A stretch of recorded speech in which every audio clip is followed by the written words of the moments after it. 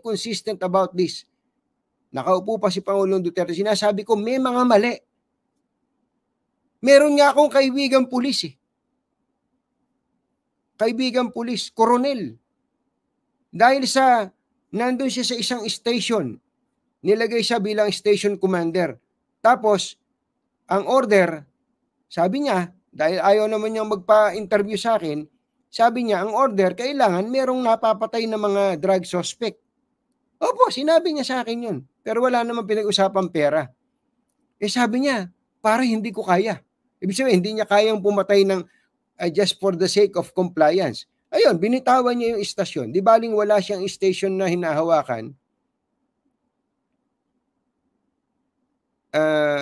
Pero wala, malinis naman yung konsensya niya. Parang ganun yung sinasabi niya. So, ang point ko lang dito po mga kababayan,